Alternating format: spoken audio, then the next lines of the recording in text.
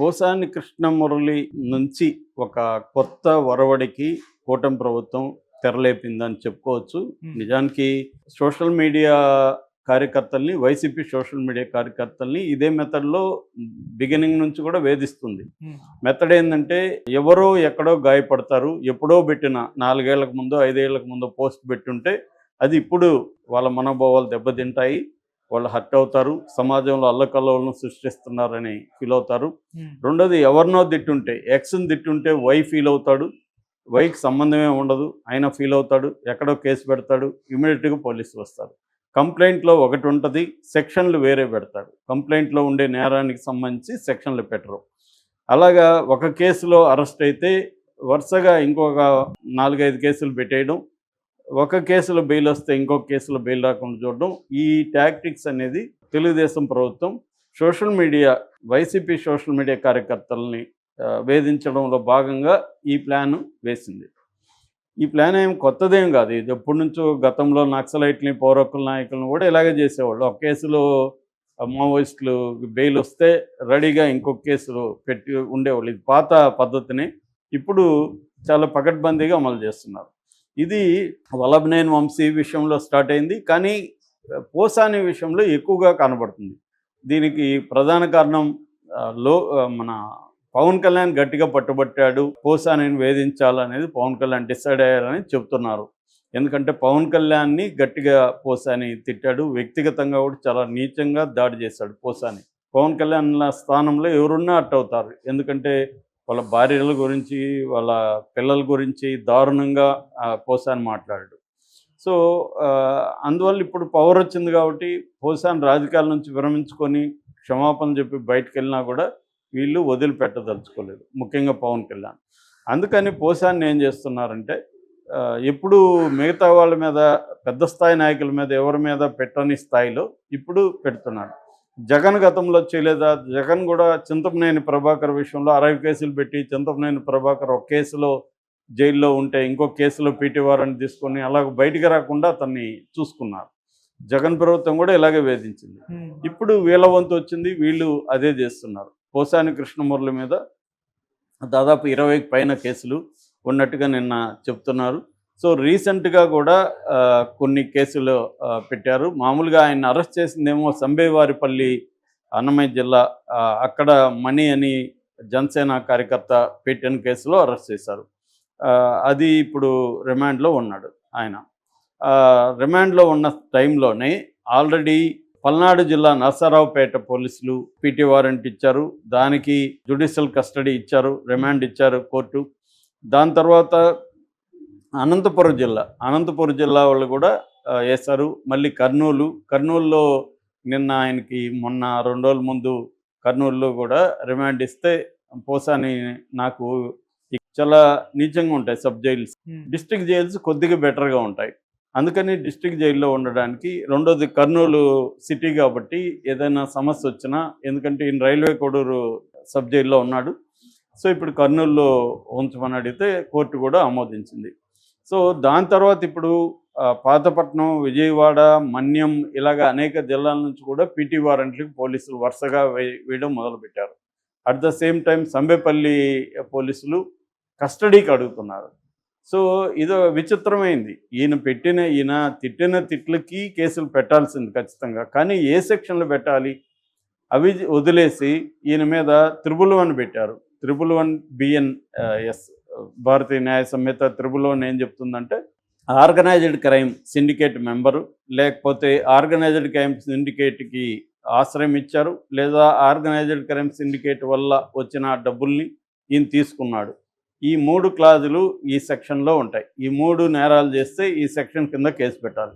పోసాని ఈ 3 నేరాలు ఏం చేశాడు అందరికీ తెలుసు. అట్లాగే కంప్లైంట్లో కూడా ఏం లేవు, అతను మనీ ఇచ్చిన కంప్లైంట్లో కూడా. ఇదే నిన్న హైకోర్టు వేరే కేసులో హైకోర్టు గట్టిగానే ప్రశ్నించింది పోలీసుల్ని, మీరెందుకు కంప్లైంట్లో లేని సెక్షన్లు పెడుతున్నారు, అలాగ పెట్టినప్పుడు మ్యాజిస్ట్రేట్లు యాంత్రికంగా, మెకానికల్గా వాళ్ళకి రిమాండ్ ఎందుకు ఇస్తున్నారు అని హైకోర్టు కూడా అడిగింది.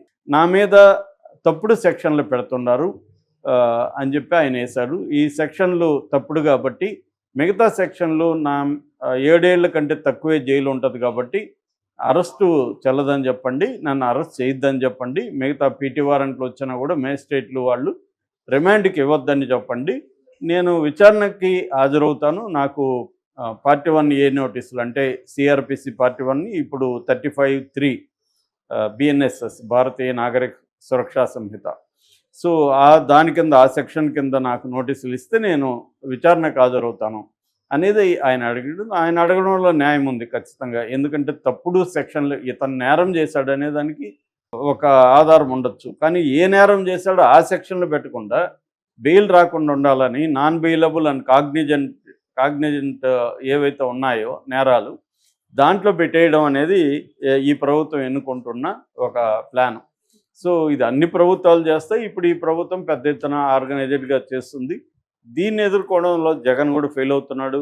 పోసానికి కానీ ఇటు వంశీకి కానీ వీళ్ళకి సరైన లీగల్ హెల్ప్ చేయడంలో జగన్ ఫెయిల్ అవుతున్నట్టు కనబడుతుంది. అది జగన్కి సంబంధించిన సింపథైజర్స్లో కూడా ఈ అసంతృప్తి అయితే పెద్ద ఎత్తున కనబడుతుంది. అంటే పోల్చి చూస్తారు కదా, చంద్రబాబుకేమో ఈ వ్యవస్థల మీద పట్టు, ముఖ్యంగా న్యాయ వ్యవస్థ మీద ఆయనకున్న పట్టు దేశంలోనే ఎవరికి ఉండదు, విడిపించుకోగలడు. లేదు వరస్ట్ అంటే ప్రైవేట్ హాస్పిటల్లో పెట్టించుకోగలడు. కానీ జగన్ అవేవి చేయలేకపోతున్నాడు. 66 ఏళ్ళు పోసానికి, ఆల్రెడీ ఆయనకి హార్ట్ సర్జరీ అయింది. అయినా కూడా అతన్ని తిప్పుతున్నారు, గవర్నమెంట్ హాస్పిటల్కి తీసుకెళ్తున్నారు, ప్రైవేట్ హాస్పిటల్లో వైద్యం లేదు. సో పైగా అతను నాటకాలు ఆడుతున్నారు అని చెప్తున్నారు. ఇన్ని చేస్తున్న పోసానికి పేరుకి 20 మంది లాయర్లు అటెండ్ అయ్యారు, కానీ వాళ్ళెవరు కూడా ప్రామినెంట్ గట్టిగా కోర్టుని ఇన్ఫ్లుయెన్స్ చేయగలిగిన లాయర్లు కాదు. కోర్టులలో కూడా ఏమవుతుందంటే పెద్ద స్థాయి లాయర్లు ఉన్నప్పుడు అట్మాస్ఫియర్ మారిపోతుంది జనరల్గా. సో అందుకనే లేకపోతే సిద్ధార్థ లోతర్ లాంటి వాళ్ళు ₹1,00,00,000 ఎందుకు ఇస్తారు గంటకి? ఎందుకు ఇస్తారంటే వాళ్ళు ఉండడం వల్ల జడ్జెస్ కూడా కొద్దిగా జాగ్రత్తగా ఉంటారు పెద్ద లాయర్లు మాట్లాడినప్పుడు. ఈవెన్ మన ఉండవల్లి అరుణ్ కుమార్ కూడా అదే అన్నాడు కదా, నేను వాళ్ళేమో రామోజీరావు వాళ్ళని దించుతానన్నాడు. రామోజీ అయినా చంద్రబాబు అయినా జగన్ అయినా తమ కేసులకు వచ్చేసరికి పెద్ద లాయర్లను దించుతారు. చంద్రబాబు ఏమో తన మనుషుల్ని కాపాడుకోవడానికి కూడా పెద్ద లాయర్లనే దించుతాడు. కానీ జగన్ విషయానికి వస్తే మళ్ళీ ఆ పొన్నవాళ్ళు ఆయన చూస్తే ఈయన అడ్వకేట్ అని అనిపిస్తుంది మనకి, అలాగా మాట్లాడుతుంటాడు ఆయన. మరి ఆయన కోర్టులో ఏమో గట్టిగా ఆర్గ్యూ చేయగలదు. నిజానికి పోసానికి అసలు రిమాండే పెట్టకూడదు, ఎందుకంటే ఆ సెక్షన్ తప్పు. పైగా మరుసటి రోజు డేట్ వేసి వాళ్ళు అరెస్ట్ చేశారు. మంచి పాయింట్లు ఉన్నాయి. ఇక్కడ ఇప్పుడు అల్లు అర్జున్ విషయంలో ఇక్కడ మనం చూసాం కదా, ఎలా వాదించాడు నిరంజన్ రెడ్డి. అలాగా గట్టిగా చెప్పగలిగే ఒక స్టేచర్ ఉన్న అడ్వకేట్లు కానీ ఉంటే పోసానికి రిమాండే వచ్చేది కాదనేది ఎక్కువగా లీగల్ నిపుణులు చెప్తున్నమాట. కానీ అవి లేకపోవడం వల్ల జడ్జి గారు 111 సెక్షన్ పెట్టడం తప్పని ఒప్పుకున్నప్పటికీ కోర్టులో మ్యాజిస్ట్రేటు మళ్ళీ రిమాండ్కి పెట్టేశాడు. ఎందుకంటే రిమాండ్కి పెట్టకూడదని ఏమీ లేదు, 7 years లోపల ఉన్నా కూడా రిమాండ్కి పెట్టకూడదని ఏమి లేదు. మన దేశంలో చట్టాలన్నీ ఎలా ఉంటాయంటే వాటిని ఇంటర్ప్రెట్ చేయడానికి అనుకూలంగా ఉంటాయి. ఏ జడ్జిలు వాళ్ళ పర్సనాలిటీని బట్టి వాళ్ళు ఇంటర్ప్రెట్ చేసేస్తారు.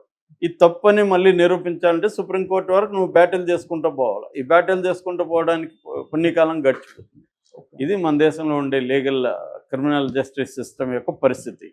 అందువల్ల పోసానికి హైకోర్టు ఏం చెప్తుందో, ఎందుకంటే నిన్న మొన్న హైకోర్టు వ్యాఖ్యలు పోసానికి కొంత ఊరట కలిగించే విధంగా ఉన్నాయి కాబట్టి నాకు తెలిసి పోసానికి కొంత రిలీఫ్ వచ్చే అవకాశం